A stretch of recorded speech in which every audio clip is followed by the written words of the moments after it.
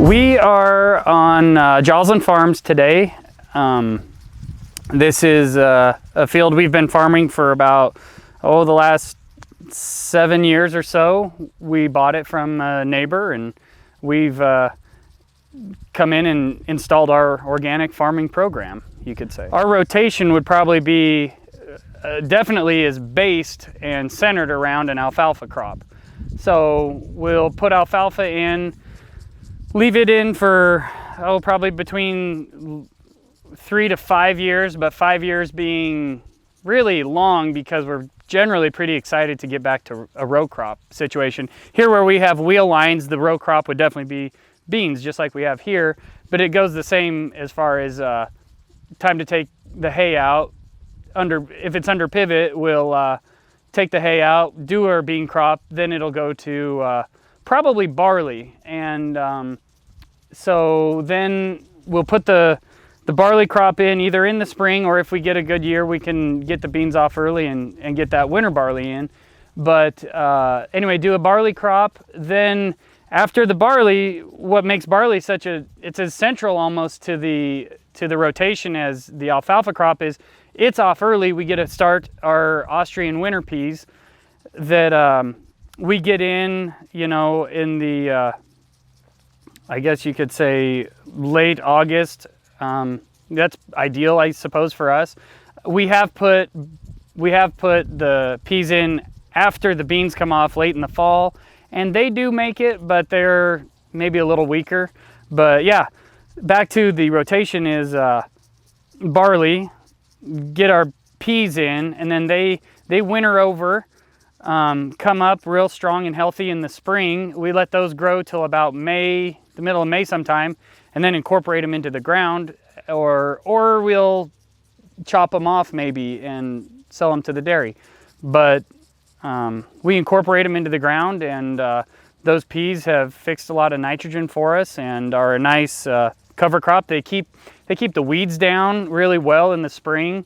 It's kind of like, it is exactly suppressing our weed load until we have to incorporate them and expose the ground to the sunlight, to everything, to water, to everything that the peas aren't using up, or covering. So they're a great, I guess, segue into our beans and or a corn crop. And then that comes off late in the fall. We may do peas again in the fall, or a spring barley, and kind of keep that rotation up where we go barley to peas to row crop. And that's what we've been doing. And then as time goes by on those row crops, and the thistle may come in and just get harder to manage, that's when it's time to get back to hay. But generally, hope to get 5-6 years of this row crop barley thing in the middle, and then back to hay. So that's our kind of explanation as far as rotation goes. Right, but this isn't, fluff. We're really growing beans, barley crop in the fall of, let's say, 17. It sits there all through 18. Then you're actually tilling the peas in 19. So you're doing so much no-till, and you go out there and you feel the dirt, and it's that cakey, crumbly, balled up, little nice soil texture, and it's just really great. And then you got worms everywhere. There's worms in everything. When it sits that long, when it can sit for a year and a half, pretty much with no tillage at all, only stick the peas in, only that, it's really nice. It really makes a nice soil profile. And then like right now, if we went and pulled up one of these bigger root balls out of one of these weeds, it's a nice root ball, there's going to be 10 or 12 worms in it. There's a bunch. I pulled some up in the cornfield the other day, and you pull out a big nasty weed root ball, but there's all these worms here. There's 2 or 3 there. I mean, they're real happy in it. So the peas fit into this rotation so well because this is an organic farm. I probably mentioned that already, but our biggest constraints, our biggest limiting factors are weed load and fertility. And the peas, as I said before, they shade the ground, cover the ground so well as soon as they get going in the spring. As soon as they stool out a little bit, we're planting about, between 100 or between 80 and 110, kind of give or take. It doesn't have to be an exact science. We're spreading peas on with a spreader cart, and I think we just kind of said, yeah, that looks good. So we'll incorporate that. We'll disc those in, and you know, to what, and then we'll water and get them up.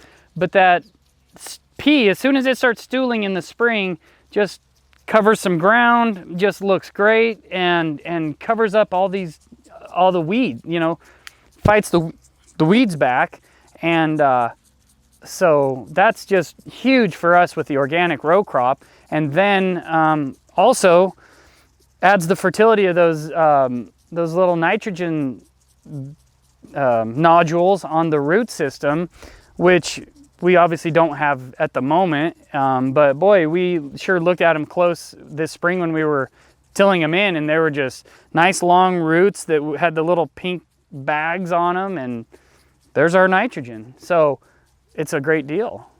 And I think it's generally assumed that beans don't need nitrogen because they're a legume, but they need some help when you're farming organically and you don't have much you can offer them. And the peas are the bridge crop. There you go. Or yeah, and they're great in that they winter over. They're in the middle. We're not really trying to do anything else. It's not like it's a 100% win-win. Peas go in the fall after a barley crop that's been just good part of a rotation, and then off they come in the spring, you know. In about the beginning to middle of May. The best routine we have for handling the peas is use the cornstalk whipper and then disc them. We have a high-speed disc, and it should be able to incorporate a pea in a couple passes, actually, as I see it. I mean, where we kind of got this year with dealing with these big robust peas was, and I think I even mentioned it to Jackie, was really the best time to incorporate these and start this process of killing the peas off is when they're the perfect feed for a cow. They're at their best. Get them turned in because they're not huge. You can really manage them easy when they're just not so big, and you're incorporating the best you can put in, you know, that they're at their peak. And they're only yay tall, yay big, I guess. So whip them, disc them a couple times, call it good. Let it sit. You know, I believe that's another thing is don't get too antsy because you've still got a while until you're going to actually plant beans. Or if it's corn, that's another story. Yeah, you want to have that in at the end of May or something. But yeah, let them sit for a second, because if you let them sit, that's another great thing about those the pea is there's so much water to them. I think once you incorporate them, the ground starts digesting them really quick. You know, it's just a nice fast breakdown, and they're gone. That nitrogen that's fixed by the peas, I don't believe the beans are using it all up. There is a carryover nitrogen that the barley gets to take advantage of, and it just helps make that barley crop a little better. We are putting some chicken compost and fish emulsion in at the planter with that barley seeding, but shoot, we're happy with our yields on the barley, so what we're doing there is definitely working as well. That crop is always in the ground. You know, we try as best we can to keep something going. The bean crop, after the fact, it's just a little too late to get much started unless you get them out early, you know. And I don't know, this particular year, as we're talking, I know of a field that we've got, it's turning yellow. A neighbor has cut beans. I'd be trying to get peas in there, you know, so. What we'll do after these beans come out is really something we can really only answer when they're gone. I mean, these are reds. I expect them to be a later, you know, harvest. Like I said, we have put peas in in, I don't know, it might have even been late October. And you just have to hope they get a little moisture to pop up.